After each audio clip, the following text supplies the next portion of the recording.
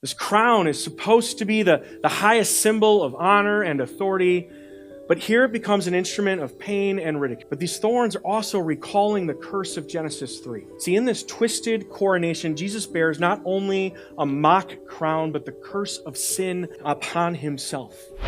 So first, in this first scene, this first movement, however it is that you want to think about it, we see this king mocked. This is verses 16 to 20. Mark begins with soldiers dragging Jesus into the governor's headquarters. They clothe him in a purple cloak. They press this crown of thorns into his head, and they mockingly, make that really clear, they mockingly salute him. Hail, King of the Jews, with all joking authority they possibly could. They strike him. They spit on him. They kneel in fake homage to this supposed king that stands before him. The scene is nothing but cruel and humiliating, and it's unbearable to even think of being in that moment with them. See, these soldiers, they're professional executioners, and to them, Jesus is no more than another condemned criminal, just like the others that they're going to put up on a cross today. They're heaping shame upon shame. They're stripping him not only of dignity, but any identity that he has claimed so far. They think they're ridiculing a failed revolutionary in this moment. They think that they've done good for the Roman Empire, yet their actions are mirroring a very different truth. They're actually confirming who he is and making it even bigger. See, he's not actually just the King of the Jews, but we know that Jesus the Christ is the King of all creation. What this battalion of soldiers is meaning as parody and insult, God is actually using as proclamation.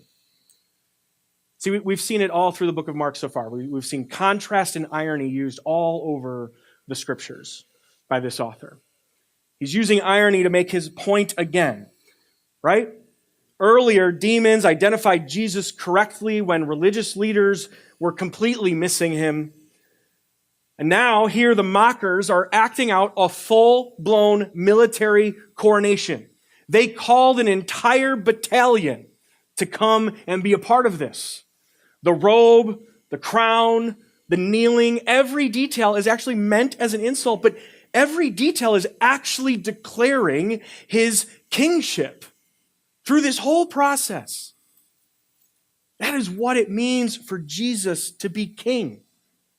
He does not come to be served, but to serve, and to give his life as ransom for many.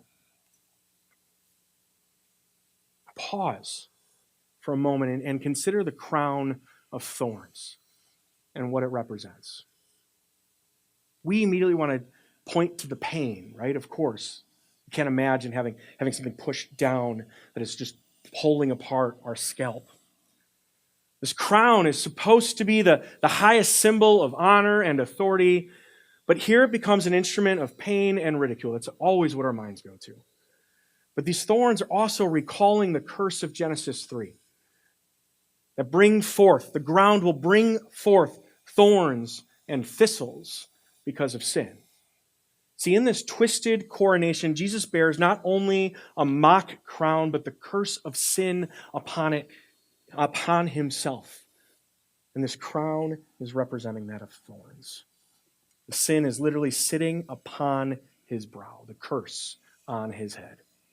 The soldiers may not know it, but Scripture is being fulfilled with cruelty in this moment. And the king is carrying the curse of his people across his forehead. Should also challenge our assumptions about what glory looks like. See, we might expect kingship to be revealed in splendor or wealth, some form of power being displayed. But instead, Jesus' kingship here is shining in humility and weakness. The world celebrates those who assert themselves, but the gospel exalts the one who lays himself down for others. We've seen it, we've talked about it. He is silent through this whole trial. Even up on the cross, even as he's being mocked, even as he's still being told, make a case for yourself or save yourself. And yet, fulfilling Isaiah 53, like the quiet lamb to slaughter, he stays. For us, this is a reminder that following Jesus means identifying with a mocked and misunderstood king.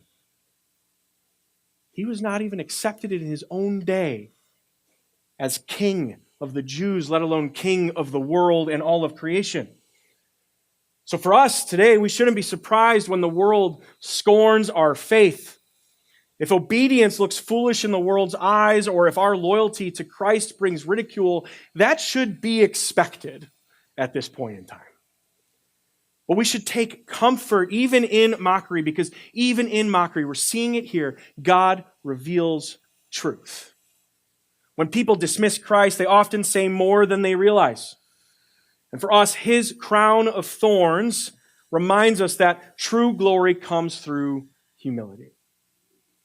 In fact, it's often in these very moments of shame or rejection that Christ's sake, his reality is the most powerfully proclaimed. When he is beaten and mocked and scorned, we are actually seeing the reality that Jesus wants proclaimed into the rest of the world affirmed. We're seeing that as he's beaten, mocked, and scorned, he is being raised up as the king. Not a king, not a mock king, but the king. So though the world mocked him in his weakness, the irony is that mockery proclaims the truth. He truly is the king.